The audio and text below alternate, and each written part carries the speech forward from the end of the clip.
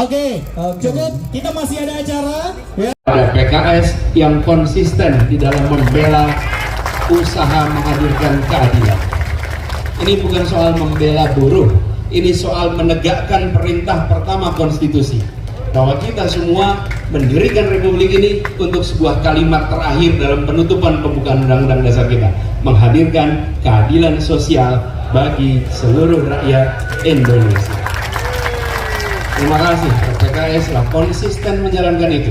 Bukan sesuatu yang sederhana, tantangannya besar, tapi konsistensi itu yang bisa membuat kita menengok ke depan. Bapak Ibu sekalian, kalau kita mau melakukan pemilihan, mau menengok apa yang akan terjadi besok, tidak bisa kita melihat janji hari ini, tapi tengoklah apa yang sudah dikerjakan di masa lalu.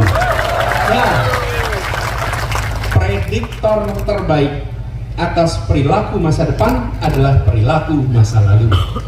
Bila di masa lalunya tidak peduli, jangan harap besok peduli. Bila di masa lalunya memperjuangkan, insya Allah besok akan memperjuangkan. Ini adalah pola. Karena itulah kenapa kita bicara tentang rekam jejak, bicara tentang apa yang digunakan ketika menjalankan amanat di masa lalu sebagai prediktor apa yang akan dikerjakan di masa depan. Dan terkait dengan urusan ini, kita semua menyaksikan bahwa yang dibutuhkan untuk Indonesia maju, Indonesia bisa sejahtera, Indonesia bisa merasakan sebuah perasaan keadilan adalah keputusan-keputusan yang mendasarkan kepada prinsip kesetaraan, prinsip keadilan. Itu yang dibutuhkan, karena itu membuat kita bisa maju. Nah, seringkali kita menghadapi tantangan. Kenapa tantangan? Ada sebagian yang sudah maju berkembang, ketika sudah maju berkembang tidak mau memikirkan yang belum maju, sudah mikirin diri sendiri. Tapi kita juga rasanya sering begitu. Ini observasi. Saya kalau hadir di sebuah acara, seringkali habis acara selesai terus kita foto-foto, udah ya? Foto-foto nih, panis kita foto, rebutan foto-foto. Ramai betul kalau rebutan foto-foto itu. Dan pada saat ramai rebutan foto-foto itu, kemudian tidak lama ada yang bilang, udah, panis capek. Saya perhatikan siapa yang bilang, yang sudah selesai selfie. Iya, yang bilang udah cukup, itu yang udah selesai. Yang belum ini loh, saya kapan gilirannya? Betul nggak? Bapak sekalian, di Republik ini banyak yang sudah sejahtera. Jangan lupakan mereka yang sedang berjuang untuk menuju sejahtera.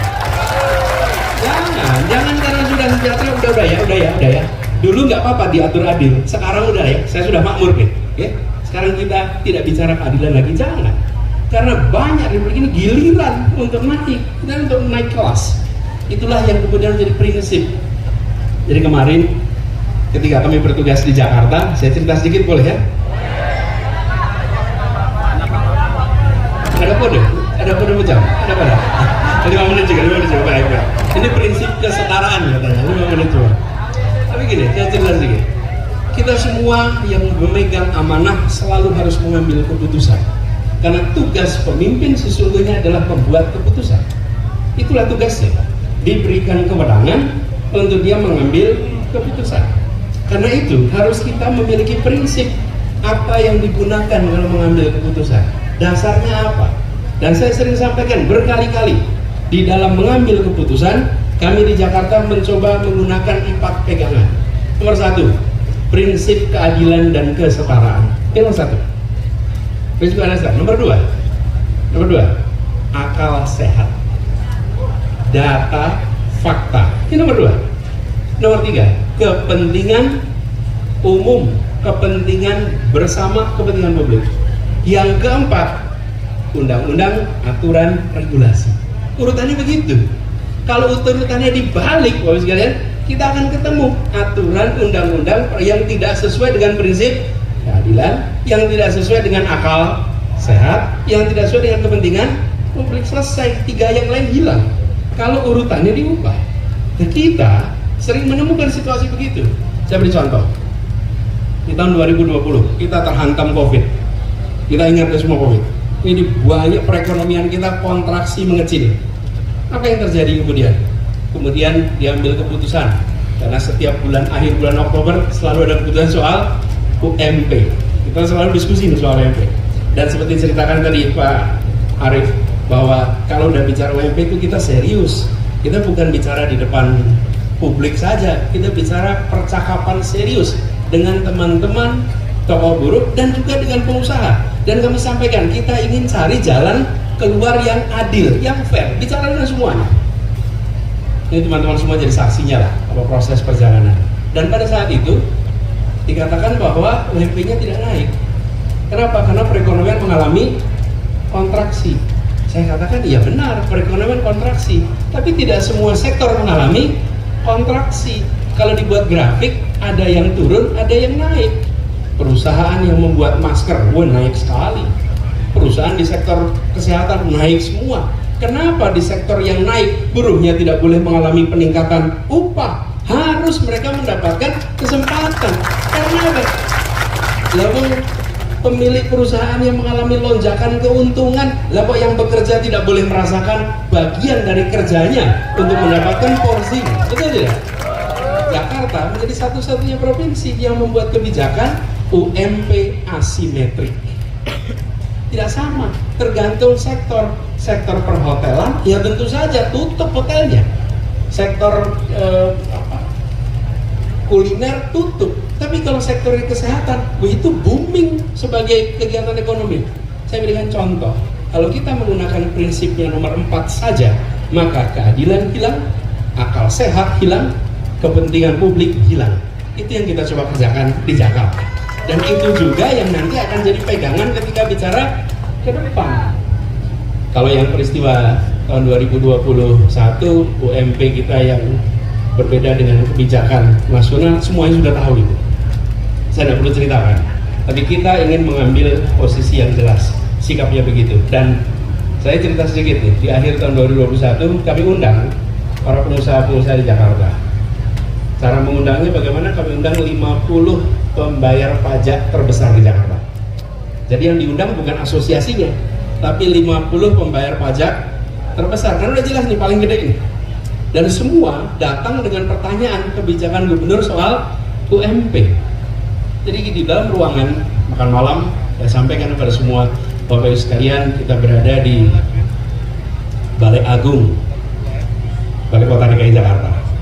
Lokasi kita hanya 1 km kurang lebih dari gedung Pancasila, di mana gedung itu lokasi para pendiri Republik berkumpul, bermusyawarah. Saya ingin ingatkan pada semua, yang berkumpul di ruangan itu pada saat Republik ini didirikan adalah orang-orang yang secara sosial ekonomi makmur, secara keterdidikan amat terdidik. Di saat 95% penduduk kita buta huruf, mereka cendekiawan, mereka berasal dari kalangan yang secara sosial ekonomi tinggi. Tapi apa yang mereka susun? Mereka menyusun sebuah republik baru yang mengandalkan pada prinsip keadilan.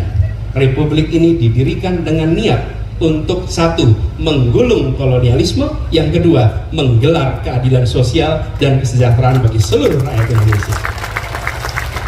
Kita sekarang berada 1 km di tempat itu, berkumpul di sini. Yang ada di ruangan ini semuanya adalah orang-orang yang sudah merasakan manfaat kemerdekaan. Yuk kita tengok 50 tahun yang lalu kita berada di mana, 40 tahun yang lalu kita berada di mana, rumahnya seperti apa, kendaraannya seperti apa, bisa nggak nyekolahin anak di mana-mana. 50 tahun lalu, 40 tahun lalu, kita semua yang di ruangan ini bukan siapa-siapa. Republik ini telah memberikan kepada kita semua yang berada di ruangan ini kesempatan untuk merasakan kesejahteraan. Sekarang saatnya kita dalam situasi begini mengambil sikap, bukan sekedar mengikuti peraturan, mengambil sikap. Apakah saya mau ambil tanggung jawab sebagai bagian yang ikut melunasi janji kemerdekaan, atau saya hanya menjadi bagian yang egois memikirkan diri kita sendiri? Pertanyaan itu dijawab oleh kita semua, karena kita berada di tempatnya sebagai yang bertanggung jawab. Dan itu unik, di ujung malah semuanya memahami, menyetujui. Ini semua saya ingin sampaikan, bahwa kita bukan hanya berdebat regulasi. Mari kita tengok, kita sebenarnya mulai dari sebuah niat baik, bersama-sama meraih sebuah negara, sebuah masyarakat yang merasakan keadilan yang setara. Itulah kemudian suasananya berubah. dari semula mempertanyakan soal keputusan UMP, lalu bicarakan, ya Pak, kalau begitu kita jalani sama-sama. Sayangnya asosiasi mereka secara formal tetap memproses secara hukum, tapi 50 pengusaha terbesar itu bisa lebih maklum. Kenapa? Karena kita bicara tentang asal muasal kita dulu di mana. Sekarang kita mau jalan sama-sama. Yuk kita ambil tanggung jawab. Jadi pesan kita di dalam peringatan Hari Buruh ini bukan soal semata-mata membela buruh, membela ojol, tapi ini soal memastikan keadilan itu hadir kepada semuanya. Itu yang penting kita garis bawahi. Dan ke depan insya Allah kita akan sama-sama jalani ini. Jadi tadi sempat saya pesankan oleh Pak Presiden bahwa kita menginginkan sebuah ekosistem yang sehat. Kalau adil, semua akan punya kesempatan tumbuh. Dalam jangka pendek, koreksi kepada sebuah sistem untuk adil pasti menimbulkan suasana tidak nyaman dalam jangka pendek. Karena yang biasanya mendapatkan berlebih, kemudian mengalami pengurangan. Yang kemarin dapatnya kurang, mendapatkan peningkatan. Dalam jangka pendek ada kontraksi, tapi dalam jangka panjang kita akan merasakan Indonesia yang stabil, Indonesia yang aman, Indonesia yang sejahtera. Kenapa? Karena ada rasa keadilan. Buah durian dibelah 4. Cakep. Sambutan Pak Anies yang mempesona, Presiden kita 2024. PKS menang, Anies Presiden. PKS menang, PKS menang. Buruh ada sejahtera.